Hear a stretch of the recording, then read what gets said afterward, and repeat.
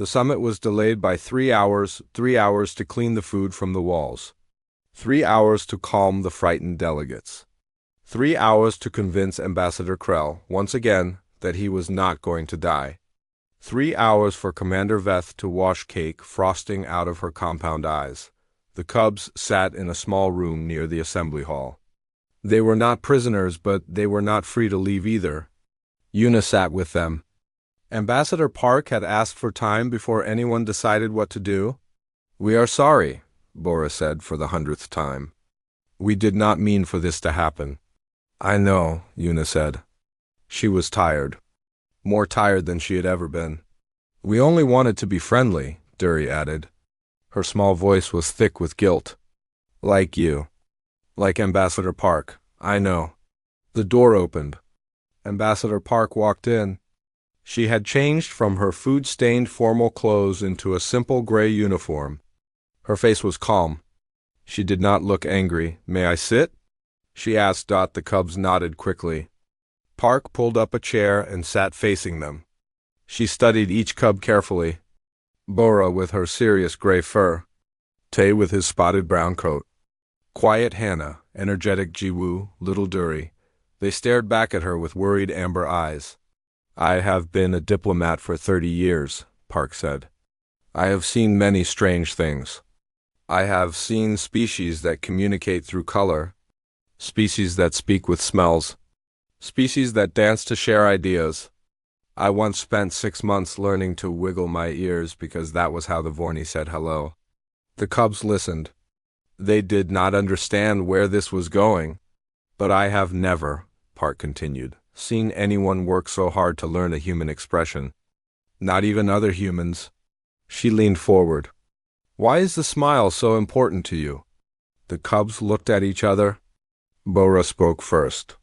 When Lieutenant Kim smiled at Dock Officer Grath, something happened. He reacted strongly. "We wanted to understand why. And we watched the other humans on the station," Tay added. "The few that pass through. They smile and other beings respond. They trust the humans. They feel comfortable." "We are cubs," Hana said quietly. "No one listens to us. No one takes us seriously. We thought if we could smile, beings would pay attention. We wanted to be diplomats," Jiwoo burst out. "Like you. We study hard. We learn about other species. But we are young, and we are Villani, and no one thinks we matter." Dury looked up at Park with huge, silver-furred earnestness. Smiling seemed like magic. "A way to make beings like you?"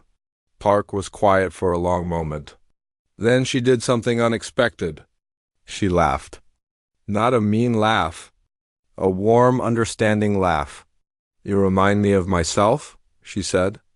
"When I was young, I wanted everyone to take me seriously, too. I practiced handshakes for hours. I memorized greeting rituals from 100 worlds. I studied every facial expression I could find. What happened?" Bora asked. "I made many mistakes. I once bowed to a species that considered bowing an insult. I shook hands with a being who had just lost their hand in an accident. I smiled at a delegate who thought I was challenging him to a duel." The cubs stared. "You made mistakes too?" "Many mistakes. That is how learning works." Park stood up. "Now, the summit needs to continue. And I have a proposal."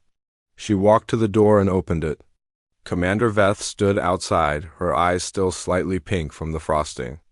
"Commander," Park said, "I would like to address the delegates, and I would like these cubs to join me." Veth's mandibles clicked in surprise.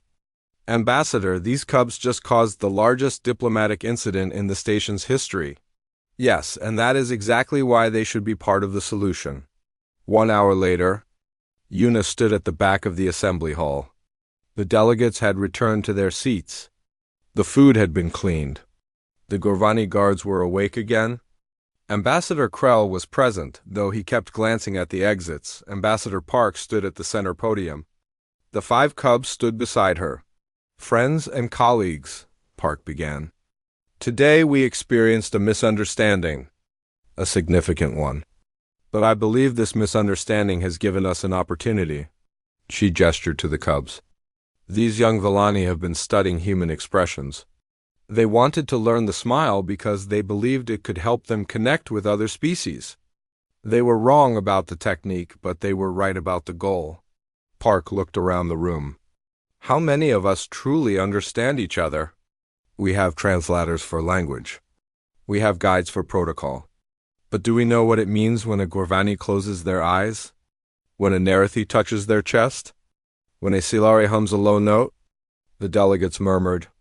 They shifted in their seats. I propose a cultural exchange program, Park continued.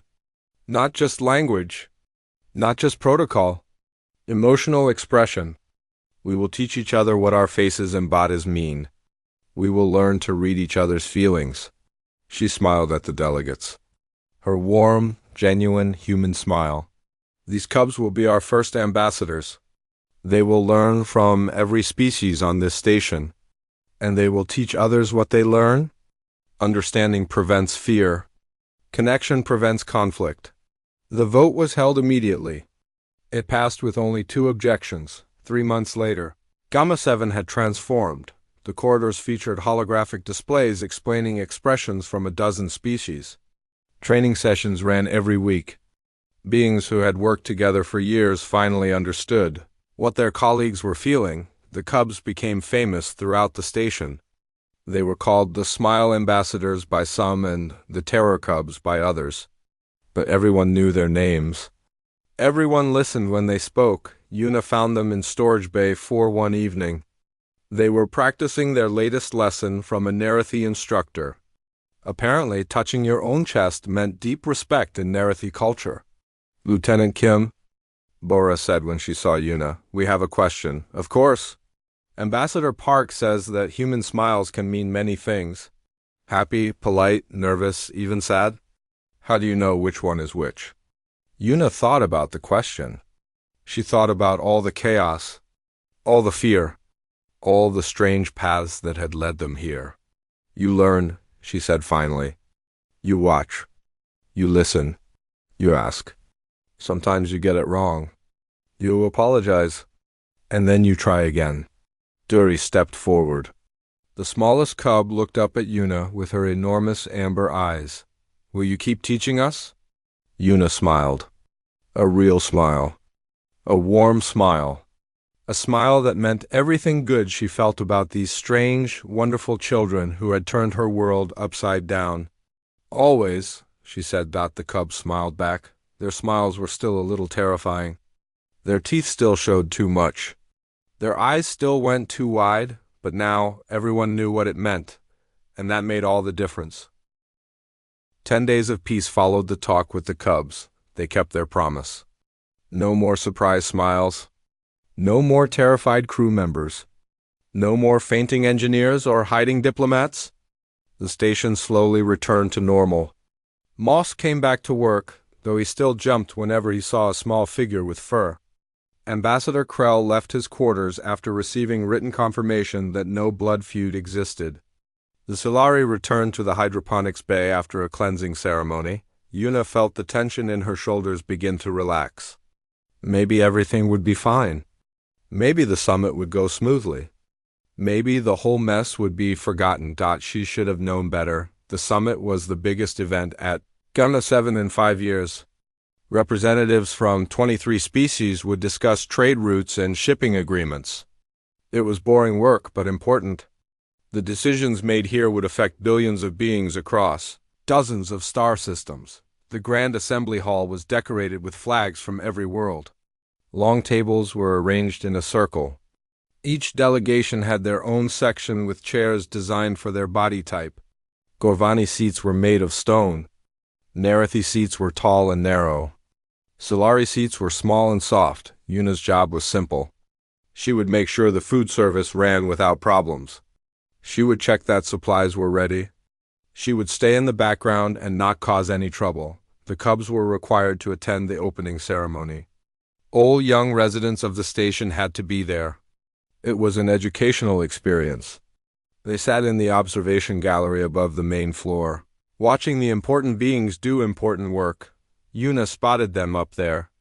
Bora, Tay, Hannah, Jiwoo, and Little Duri, They sat in a neat row, their eyes fixed on the scene below. They looked well-behaved. They looked calm. Yuna felt a small wave of pride. Then Ambassador Suman Park walked into the hall. Ambassador Park was the human representative to the Galactic Coalition. She was 63 years old, with gray hair cut short and sharp eyes that missed nothing. She had been a diplomat for 30 years. She had negotiated peace treaties, trade deals, and complex agreements between species that had been at war for centuries. She was also known throughout human space for her smile. Suman Park smiled at everyone. She smiled when she was happy. She smiled when she was thinking. She smiled when she was about to win an argument. Her smile was warm and bright and completely genuine. It was her greatest tool. She walked into the assembly hall and smiled at the gathered delegates. She smiled at Commander Veth. She smiled at the serving staff. She smiled at the security officers standing by the walls. She smiled at everything up in the observation gallery. 5 pairs of amber eyes went very wide. "That," Bora whispered, "is a real human smile." "Look at how her face moves," Tay said. "It is so natural. We must study her technique," Hannah added. "For diplomatic purposes," Dury said, though her voice had a strange edge. Jiwoo was already standing up. "We should go down there." "We should not," Bora said. "We promised Lieutenant Kim." But the other cubs were not listening. They watched Ambassador Park move through the hall, spreading warmth and friendship with every expression. They saw how the other delegates responded to her, how they relaxed, how they leaned closer, how they trusted her. The cubs wanted that power.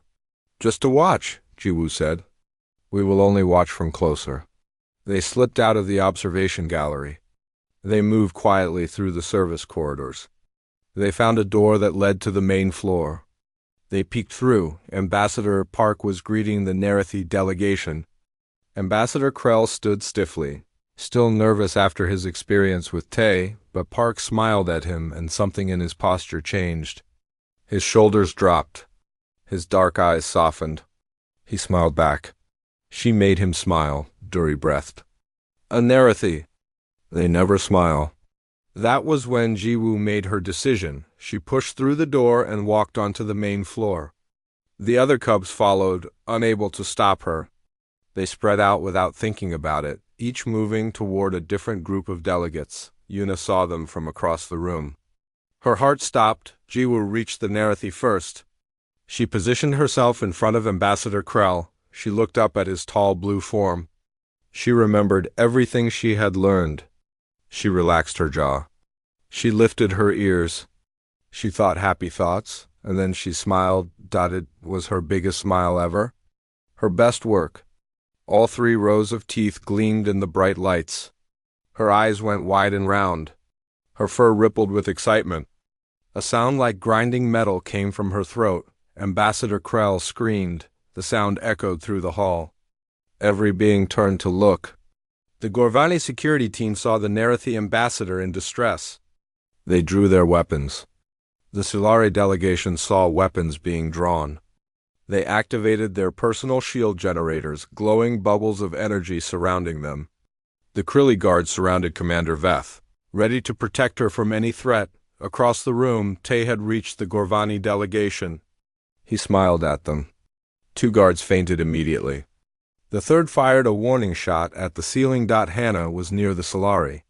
Her quiet, intense smile made them believe their shields were not enough. They began calling for evacuation ships. Bora tried to calm a group of smaller delegates. Her smile made them run in circles, screaming in their own languages, and little Dury, had found the food service robots.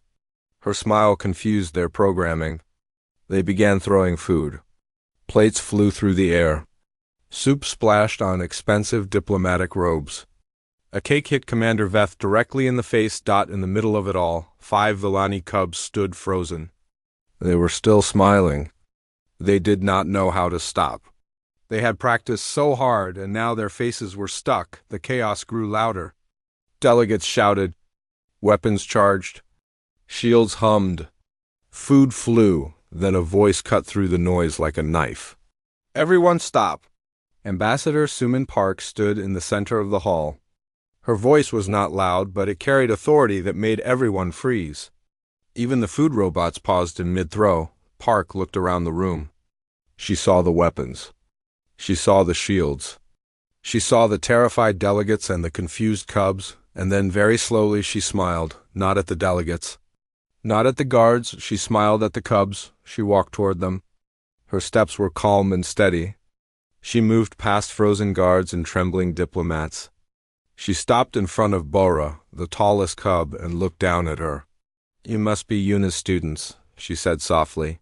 The cubs stared at her. Their smiles finally faded into expressions of wonder and fear. "Your form needs work," Park continued. She knelt down to their level. "But your enthusiasm is exactly right." She held out her hand. After a long moment, Bora took it. And for the first time since the chaos began, Yuna allowed herself to breathe.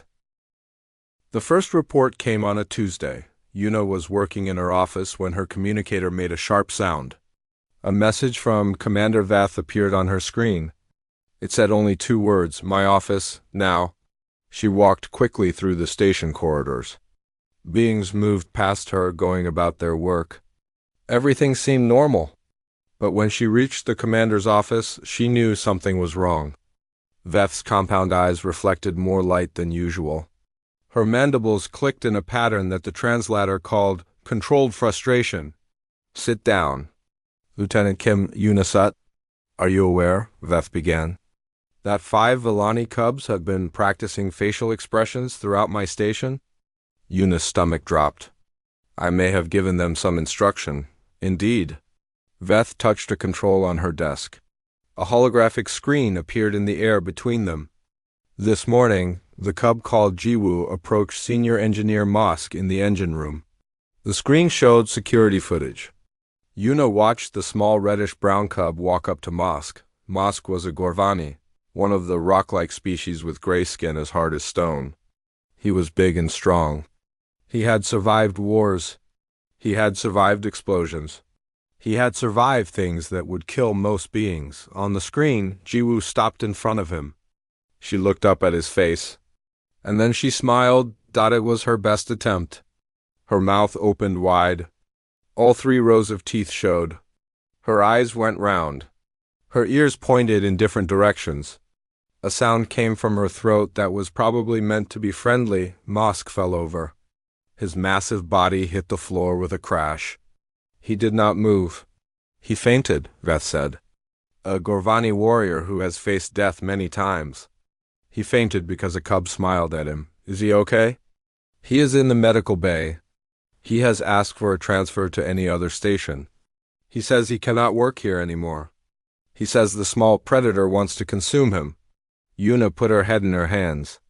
"There is more," Veth said. There was more. The screen changed to show the diplomatic reception hall. Tay stood near a group of Narathi. The Narathi were tall and thin, with blue skin and large dark eyes. They were known for their long memories and their complex systems of honor. Tay had smiled at Ambassador Krell had screamed. He had run out of the reception. He had locked himself in his quarters. He was currently sending messages to his family. He believed he was going to die. He believed the smile was a declaration of blood feud, an ancient Narathi tradition that ended only when one party was dead. "He has been in his quarters for 16 hours, Veth said. "He will not come out. He will not eat. He keeps saying goodbye to his loved ones." The screen changed again. Hannah had practiced her smile in a reflective surface near the hydroponics bay. 3 Solari workers had seen her reflection in the glass. The Solari were small beings with pale skin and large heads. They were very sensitive to emotional signals. They had run from the bay screaming about demons. They refused to return. They said the bay was haunted by an evil spirit. "We have not been able to harvest vegetables for 2 days." Veth said. The screen changed once more. Bora had tried to welcome a group of new arrivals at the docking bay. These were traders from a distant system. They had come to do business with the station. Bora had smiled at them to show that they were welcome. 2 of them had gotten back on their ship and left immediately. They did not stop to collect their cargo. They did not ask for a refund on their docking fees. They simply flew away as fast as their engines could carry them. The third trader had filed a formal complaint about hostile fauna on the station. He wanted compensation for emotional damage. And finally, Veth said, her voice very tired, there is Dury. Little Dury had smiled at a cleaning drone. The drone was a simple machine with basic intelligence. It moved through the corridors, cleaning floors and walls. It was not supposed to feel fear, but Dury's smile had triggered something in its programming. The drone had scanned her face and classified it as a potential biohazard. It had activated emergency protocols. It had sealed the entire corridor and filled it with cleaning gas. 17 beings had been trapped for 6 hours. 3 of them were still coughing. Yuna did not know what to say. This needs to stop, Veth said. We have a diplomatic summit in 2 weeks. Representatives from 23 species will be here. I cannot have them believing they are about to be eaten by children. I understand. I will talk to the cubs. See that you do. And Lieutenant Kim? Yes, Commander. Perhaps in the future consider the consequences before teaching alien children to bare their teeth. Yuna left the office with her face burning red. She found the cubs in their usual meeting place. They looked up at her with eager eyes. They did not know they had done anything wrong. The smiling is working, Jiwoo said happily. Everyone is paying attention to us now. Yuna sat down heavily on a cargo container. She looked at their innocent faces. She looked at their hopeful eyes. She did not have the heart to be angry. We need to talk, she said, about unexpected results. The cubs gathered around her. They listened carefully. They did not interrupt. When she finished explaining, their ears drooped. Their tails went still. They had not meant to cause problems. They had only wanted to be friendly. We are sorry, Bora said. We did not know. I know you did not know. That is why we must be more careful. No more smiling at strangers. Not until we fix this. The cubs agreed. They promised again, and this time Yuna believed them, but the damage was already done. The station was afraid. The stories were spreading. And the summit was coming. Yuna did not know how things could get worse. She was about to find out. Storage Bay 4 was empty most evenings. The containers there held spare parts that nobody needed often. The lights were dim, and the air was cool. It was the perfect place for secret lessons. Yuna arrived first each night. She pushed some containers aside to make a clear space. Then she waited. The cubs always came together, walking in a quiet line through the door. They were very serious about learning. They treated the lessons like important schoolwork. There were 5 cubs in total. Yuna learned their names slowly. Bora was the tallest and the oldest. She had dark gray fur and a calm voice. She asked careful questions and thought before she spoke. Tay was second oldest, with brown fur marked by lighter spots. He was curious about everything and never stopped asking why. Hannah was quiet. She watched more than she talked. Her fur was pure black, and her eyes seemed to see things others missed. Jiwoo was full of energy. She bounced when she was excited, which was often. Her fur was reddish-brown, and her ears never stopped moving. Dury was the smallest and youngest. She had pale silver fur and the biggest eyes of all. She had been the first to speak to Yuna in the mess hall. Today we will start with the basics, Yuna said on their first lesson. She stood in front of the cubs while they sat in a half circle. A smile uses specific muscles in the face. The corners of the mouth go up. The cheeks lift. Sometimes the eyes get smaller like this. She demonstrated. She smiled her warmest, friendliest smile. The kind she would give to a friend she had not seen in years. The cubs leaned forward. Their ears pointed straight up. They studied her face like scientists studying a new discovery. The teeth show, Bora observed. But not all of them. Correct. Usually just the top teeth. Sometimes the bottom too, but not always. And this means happiness, Tay said. Not hunger. Right, not hunger. Never hunger. Humans do not bare teeth when they want to eat someone. Duri raised one of her small hands. Do humans eat other beings? No, we do not eat people. That is good to know. Yuna took a breath. Now, I want you to try.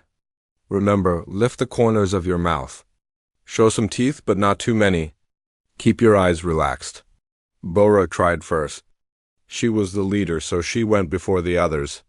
She closed her eyes for a moment, thinking hard. Then she opened them and moved her face. The result was not a smile. Villani mouths were built differently than human mouths. When Bora pulled back her lips, 3 rows of small sharp teeth appeared. Her amber eyes went wide instead of soft. Her ears flattened against her skull. A low sound came from deep in her throat. She looked like she was about to attack. How was that? Bora asked. She was still making the face. Yuna kept her voice steady. That was a good first try. Maybe show fewer teeth next time. Tay went next. His version was somehow worse. He opened his mouth too wide. All of his teeth showed, and some of them seemed longer than others. His tail puffed up to twice its normal size. He looked like a creature from a horror movie. I think I felt my cheeks lift, Tay said hopefully. You did. That part was good. Hannah tried without being asked. She was so quiet that Yuna almost did not notice. When Yuna looked at her, she saw Hannah's attempt at a smile. It was subtle. Less teeth than the others. But her eyes had gone completely still, and her head had tilted to one side. She looked like she was about to deliver very bad news. News about death. News about terrible things. Interesting approach, Yuna said weakly. Jiwoo could not wait any longer. She jumped up and stretched her face as wide as it would go. Her smile was huge and terrifying. Her ears stuck out sideways. Her eyes were circles of amber with tiny black dots in the center. She made a sound that was probably meant to be a laugh but came out like a broken siren. This is fun, Jiwoo said, still making the face. Duri was last. The smallest cub stood up slowly. She took a deep breath. She had watched all the others. She tried to learn from their mistakes. Her smile was the most normal, almost correct, almost friendly, except for the way her teeth clicked together 3 times, and the way her fur rippled along her back, and the way her tail curled into a tight spiral. Practice helps, Yuna said. You are all making progress. They practiced for an hour. Yuna taught them to relax their jaws. She showed them how to keep their ears up instead of flat. She explained that the eyes should be soft, not intense. By the end of the session, the cubs could produce something that, from very far away, in very dark lighting, might be mistaken for friendly. You are doing well, Yuna told them. But you need more practice before you try this on anyone else. Promise me you will only practice alone or with each other. Not on other crew members. Not yet, the cubs promised. They were very serious about it. They nodded their heads and crossed their arms in the Villani gesture of agreement. Yuna watched them leave. She felt good about the lesson. She felt like she was helping. She was building bridges between species. She was spreading understanding. She did not know that the cubs had no intention of keeping their promise. She did not know that by the next week, the entire station would be talking about the smiling cubs. She did not know that chaos was coming, but she would. Learn, everyone would learn. Lieutenant Yuna Kim stepped off the transport ship and took her first breath of recycled station air. Orbital Base Gamma 7 hung in the darkness between 3 star systems, a massive structure of metal and glass that housed over 2,000 beings from 12 different species. Yuna was the second human ever assigned here. The first one had left after something the official reports called a coffee incident. Nobody would tell her what that meant. Her job was simple. She would track supplies. She would make sure cargo went to the right places. She would fill out forms and send reports. Nothing exciting. Nothing dangerous. Just a quiet posting far from Earth where she could do her work and mind her own business. The Villani were the main species on the station. They stood taller than humans, covered in soft fur that ranged from silver to deep brown. They had 4 arms and faces that reminded Yuna of something between a fox and an owl. Their eyes were large and amber-colored, and they could see in almost complete darkness. The Villani had been part of the Galactic Coalition for 300 years.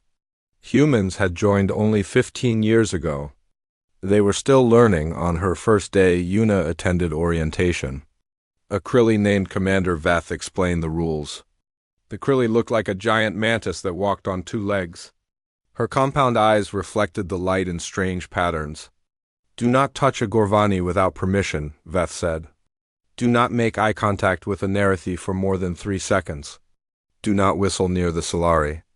And please, for the sake of everyone, do not offer food to species you do not know." Yuna nodded and took notes. She was good at following rules. On her second day, she found her office. It was a small room near the cargo bay with a window that looked out at the stars. She liked it. She set up her computer and began learning the supply systems. On her third day, a shipment arrived early. This was good news. Yuna walked down to the cargo bay to check the containers. A Villani dock officer named Grath was waiting for her. He had dark brown fur and stood nearly 2 meters tall. His forearms moved quickly as he checked the shipping labels. "Everything is here," Grath said. "The medical supplies, the food stores, the replacement parts." Yuna was pleased. Early shipments meant less stress. Less stress meant a good day. She looked up at Grath and smiled. It was a natural thing. A simple thing. On Earth, you smiled at people when you were happy. You smiled to say thank you. You smiled to show that everything was fine. Grath made a sound like a broken engine. His fur stood up on his arms and back. His amber eyes went wide, showing the whites around them. He took 3 steps backward and nearly fell over a cargo container. "I meant no offense," he said quickly. "Whatever I did, I apologize. Please, there is no need for violence." Yuna stared at him. "What?" But Grath was already running. He moved fast for someone so tall, his forearms pumping as he disappeared through a side door. Yuna stood alone in the cargo bay, confused and a little bit worried. She did not see Grath again that day. Or the next day. On the 5th day, she learned from another officer that Grath had checked himself into the medical bay. The doctors said it was stress. They said he kept talking about teeth. Yuna began to understand. But before she could think too hard about it, she met the cubs. She was eating alone in the mess hall. The food was strange but not bad. Some kind of grain mixed with vegetables that tasted almost like carrots. She was reading a report on her tablet when 5 small shapes appeared at her table. They were Villani children. Cubs, the translator called them. They ranged in height from her hip to her shoulder. Their fur was softer than the adults, and their eyes seemed even larger. They stood in a line and stared at her without blinking. "You are the human," the tallest one said. "Yes," Yuna replied, setting down her spoon. "We have questions about your behavior." Yuna glanced around the mess hall. Other beings were eating at their own tables, paying no attention. She looked back at the cubs. What kind of questions? The smallest cub stepped forward. She barely reached Yuna's elbow. Her fur was pale silver, and her ears were slightly too big for her head. "You showed your teeth at Dock Officer Grath," the small one said. "He has been in the medical bay for 2 days. The healers say he cannot sleep. He keeps seeing the teeth." Yuna felt her face grow warm. I was smiling at him. The cubs looked at each other. Their ears moved in ways Yuna did not yet understand. "Smiling," the tallest cub repeated. "What is smiling?" "It is a human expression. We do it when we are happy. Or when we want to be friendly. It is a good thing." "You show your teeth to indicate you will not bite?" Yes, basically." The cubs were silent for a long moment. Then the small one spoke again. "This is very strange. But we are interested. We wish to learn this smiling. We think it would be useful for diplomatic purposes." Yuna hesitated. Something in her mind told her this was a bad idea. But the cubs looked so serious, so eager. And she had already scared one person badly enough to send him to the medical bay. Maybe teaching was the answer. Maybe understanding would help. "All right," Yuna said. "I will teach you." The cubs made a sound that her translator called pleased acknowledgement. Their ears lifted, and their tails swayed behind them. Yuna did not know it yet. But she had just started something that would change the entire station. Something wonderful. Something terrible. Something that would make history, all because of a smile.